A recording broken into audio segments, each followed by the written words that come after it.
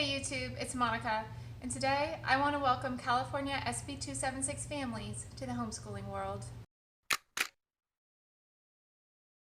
For those of you who are not familiar with California politics, SB 276 was a bill that has recently been signed into law, which makes it next to impossible for children to obtain medical exemptions who need them to attend school without being vaccinated. So as a result, many parents are either moving out of the state or they're homeschooling. So this video is to welcome all of you who are deciding to homeschool in California. Boy, I really wish that we met under better circumstances. I wish you were coming to this homeschooling journey of your own free will, but you're not. You're being forced into it. And I'm sorry, I mean, even though I'm a homeschooler, even though I feel that homeschooling is in the best interest of any child whose parents can make it happen, it's still terrible. You shouldn't be forced into it. And if you are happy with your situation, I'm really sorry. Your problem is childcare for most of you. And you might think, gosh, no, it's not. I don't know how to teach my kid. Yes, you do. Most of you don't realize that when your kid came home from school with a pile of homework and you had to help your kid, if your kid learned how to do it and knew how to do it at school, you wouldn't have to help them. So you were essentially homeschooling your kids before. Now you have to figure out childcare during the day.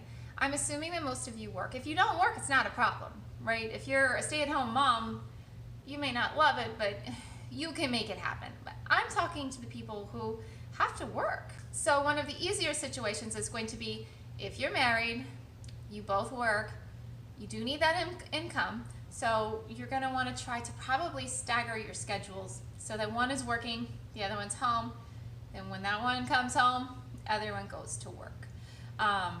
That's just one idea. And just keep in mind, people do this all the time. It's not just for rich people. It's not just for stay-at-home moms, you know, like me. It is for all kinds of people. It is for single moms who work. People make it happen. So let's talk about that situation. You're a single mom and you work. Well, childcare, right? So family members are an obvious first option.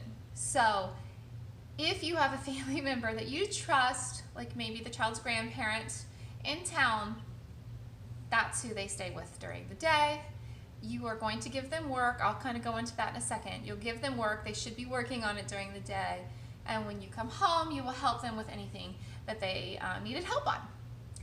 So that would be one of the easiest situations. Also, don't forget, in almost every town in this country, certainly in the state of California, there are like-minded people. You have to find them. And one of the easiest ways to find them is to go onto Facebook, find maybe a not a local group, like a countrywide group, and say, hey, is there anyone for California, we'll say.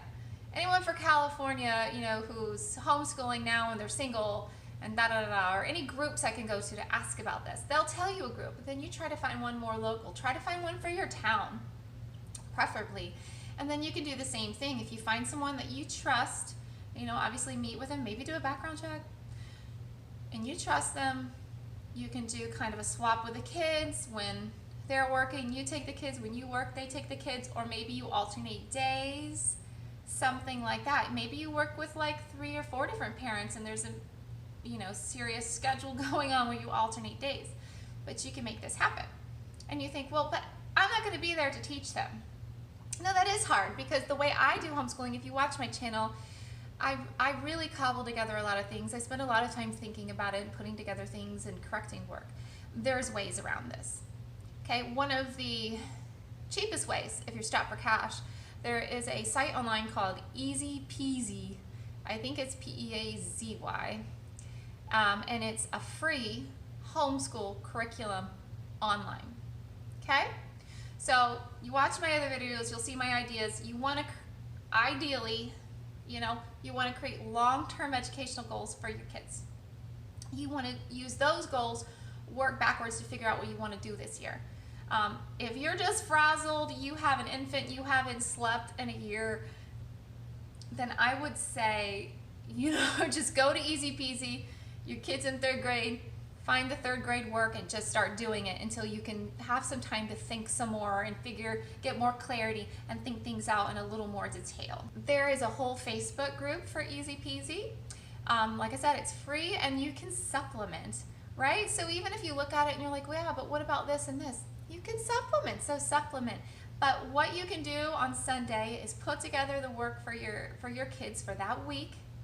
And then when they go with, the new friend that you found in town, or with your mom or your dad to be watched during the day, give them their work, has to get done. And then when you come to pick them up, if the work's not done, just like when they were in school, you're like, all right, got to do your homework before you can go play. Pretty similar idea. It's a childcare issue for the vast majority of you more than anything. Another great resource is Ambleside Online. Again, it is a free online curriculum. It is very literature-based. It is based off of the philosophies of Charlotte Mason, who was a 17th century educator, I believe. You'll definitely need to supplement with math, but you can do that too. That's a really good way to do it. And then there are boxed curriculums. You can buy curriculums that do everything. And they just say, here, today, this is what you do. You need to get online and start asking questions. Depending on your situation, you might need an easier option or a cheaper option.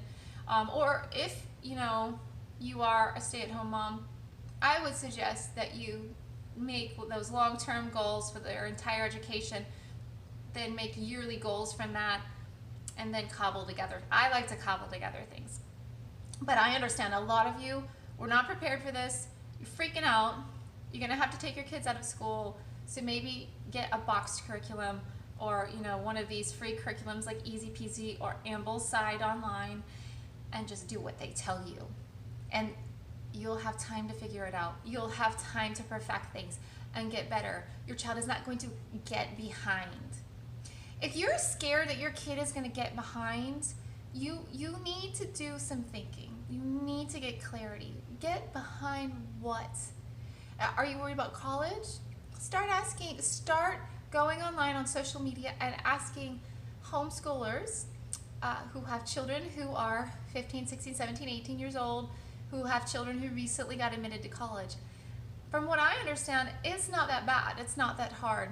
They can do it. Now you're thinking about childcare and how you can figure that out. And now I want to talk to you a little bit about the benefits of homeschooling, because like I said before, if you came under better circumstances, we'd be sitting with a cup of coffee and talking about all the great things. So let me tell you about them. First of all, California, believe it or not, for the time being, is one of the easiest places to homeschool. I'm going to give you details in next Monday's video. Please click subscribe and click the little bell that pops up next to subscribe so you get the notifications. And I'm going to give you all the details next Monday about how to legally homeschool in California. It's actually really easy. There's some details that, technicalities, but at the end of the day, it's crazy easy. You fill out this form in October and you're supposed to do a couple things. I'll let you know what they are. So I bet that a lot of you have had kids who have had to deal with bullying in schools. You may deal with that a little bit in homeschooling and whatever group they're in or whatever sport they're in, but it's not going to be to the degree that it was when they were in public or private school. It's going to be a lot more manageable. You get to determine what kids that your children hang around, who influences them, so that'll make a huge difference on their behavior. You will really be able to develop a stronger bond with your kid.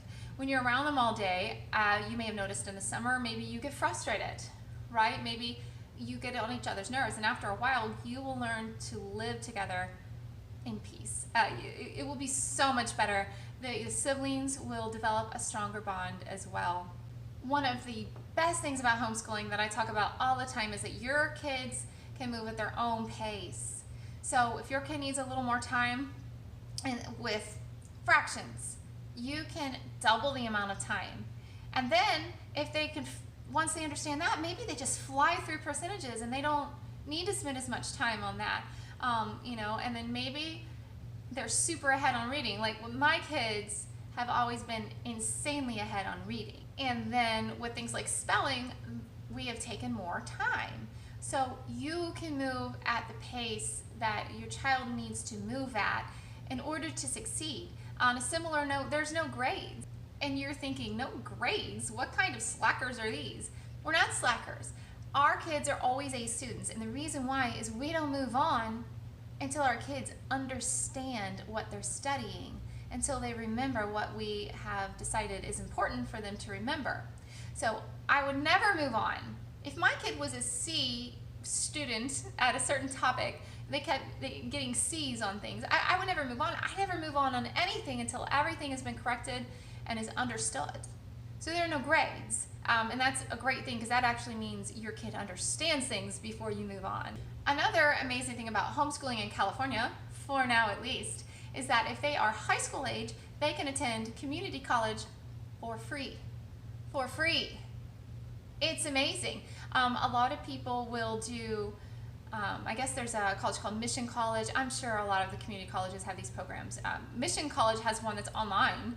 So if you don't want your 14-year-old going to school with a bunch of 22-year-olds, you can do these classes online. They get college credit. It's an amazing, beautiful thing, and it's free.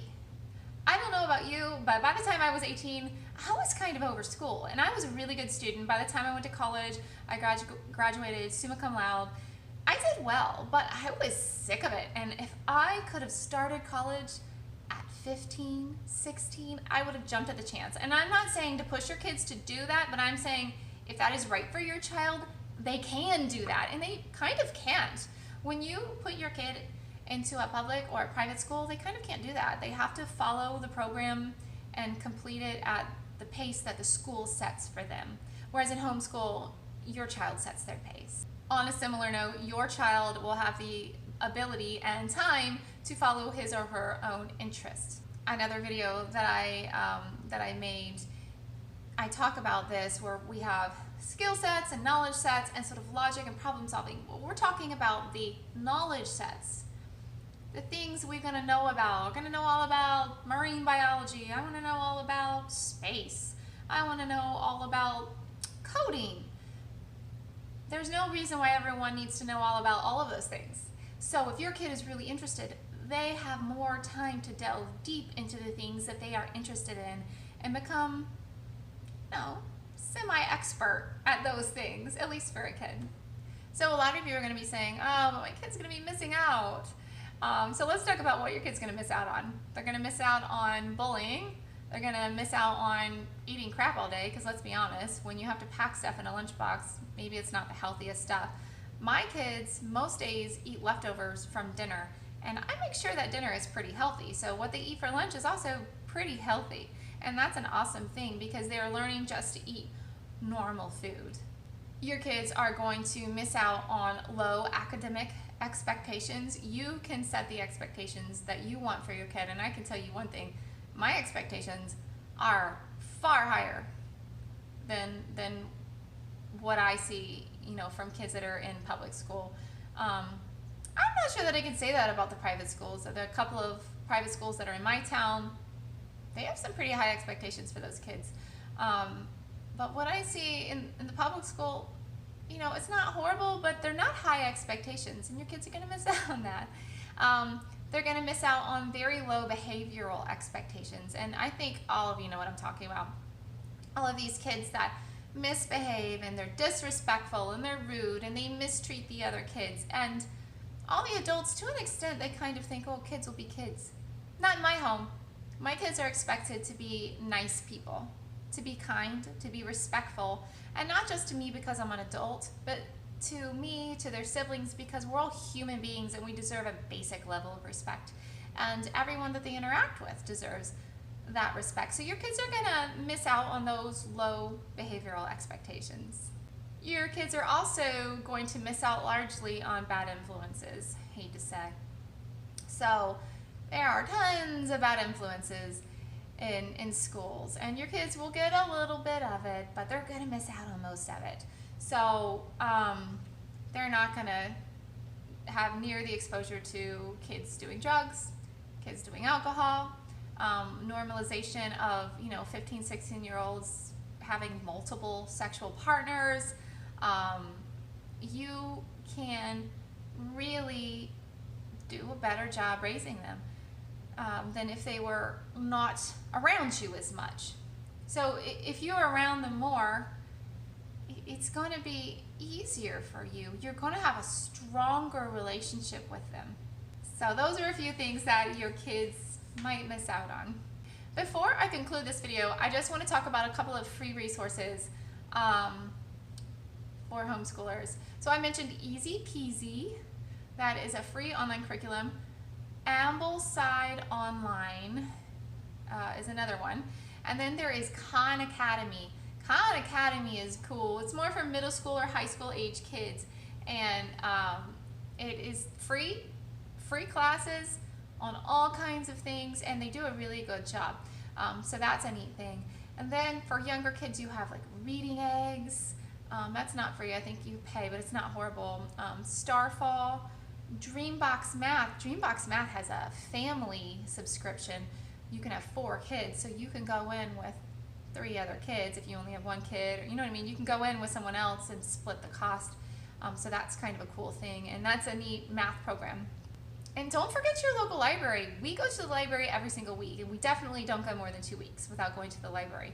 I always try to stop by a section that is sort of sciencey, whether it's sort of a biology type section or a geography type section or a space section, and grab just a bunch of books, stuff I think that will be interesting. And usually during the week I will require them to read 2 nonfiction books, but I let them pick the books that they want to read, and I have them tell me about it, and they usually get a lot out of it because they are kind of interested in the books that they picked. I try to have them help me select those books at the library. They're usually not interested, so I end up selecting those. Same thing goes with like history type books. I will just grab all kinds of history type books that I think they might be interested in. And I also will get reading list. Ambleside Online has an amazing reading list, and I request books. And I also, every day, my kids have to read a chapter from a fiction book and write a summary. So, and they select from the books that I have picked from the reading list of quality books. Another amazing resource is YouTube. My kids have learned almost all of their geography from YouTube. There's a channel called Geography Now, and it's fantastic. And there's like probably 50 other amazing channels for geography alone. And then there's channels for learning languages, and there's channels that have songs for learning the states and the periodic table. There is a lot of good stuff, and if you're bored, you can just go and look for videos and save it for later, and you can make little categories. So that's all I have for you right now.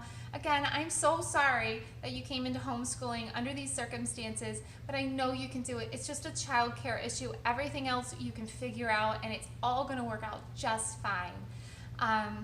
If you liked this video, if you thought it was useful, please click thumbs up. If you want to hear more videos like this, especially the video about how to legally homeschool in California, please click subscribe, and then click the little bell that pops up next to the subscribe button so you can get the notifications. In the meantime, happy homeschooling and have a great day.